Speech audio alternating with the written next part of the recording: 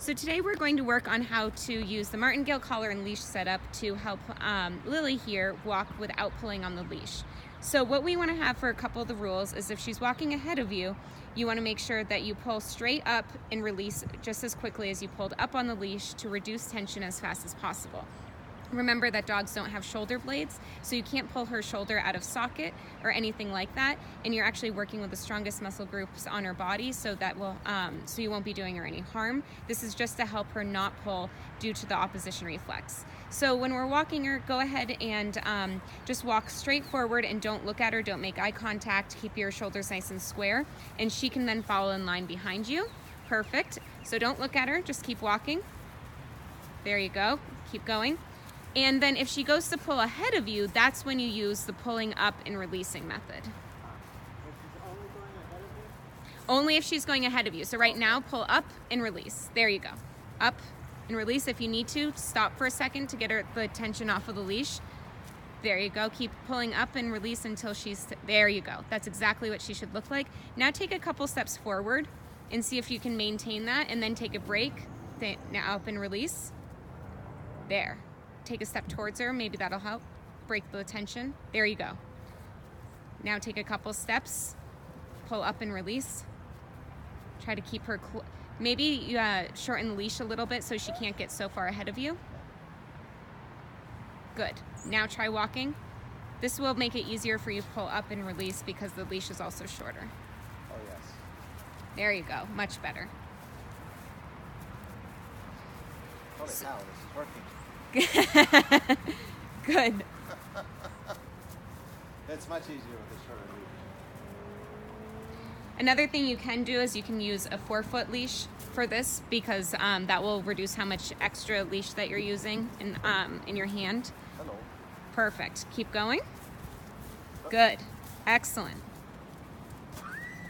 And this kind of method is almost like swaddling a baby. So for soothing purposes, this kind of hugs her body and keeps her nice and comfortable. There you go.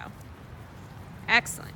And I just want to emphasize, remember that she's very sensitive to your body posture. So if anything, if she were to become more anxious about something, it is only more important for you to keep your shoulders really square and to be looking ahead so she can feel like she's following you as a confident leader. And that if anything were to happen, you're really there to take care of her and not the other way around. And that will help to reduce some of her anxiety and fears so she feels more confident walking next to you. Good. Excellent. Who is this dog?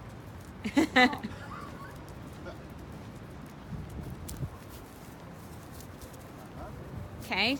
Try going to the right. Just so I can, in the video, see this side of her so you can see that as well in the video later. There you go. She hears another dog. Just keep walking. Good. Excellent. See how she's just falling in line and following you much better when you just walk ahead? There you go. And the other thing that I just want to remind you of in the video is that before we were using a harness and she's able to pull out of her collar and step backwards in the harness.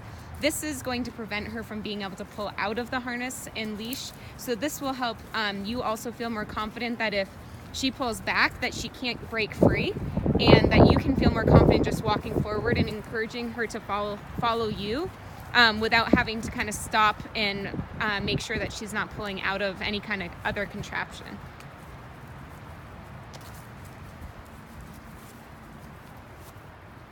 Excellent. And if she were to get really anxious and start pulling excessively or anything like that, you can always just stop and then get her to the point where you get the tension off of the leash and wait for her to calm down like this. So say you were to see another dog coming by and she were to get worked up, keep pulling on the leash up until she stands there nice and relaxed position like this. So release, put the leash down a little bit, see if you can now walk away from the fence a little bit. Okay, walk away, keep walking. Now try stopping there and see if you can get the leash to be lax on her body. Okay, now try it again. Pull up and release. Pull it up again and release. Again. Pull a little harder that time. There. Perfect. That's what I want. That's exactly what I want. See how she was able to calm herself down? That's a good time to pet her. Now you can pet her. That's perfect. I missed my moment. Awesome. Now do it again until she's not pulling on the leash. Because there is a dog on the other side of the fence. That's what we're doing right here. Just in the video, if you can't hear the dog, that way you know. Good. Pull her back. There you go. Now see if you can get her to stay calmly right there without tension on the leash. Good. Excellent.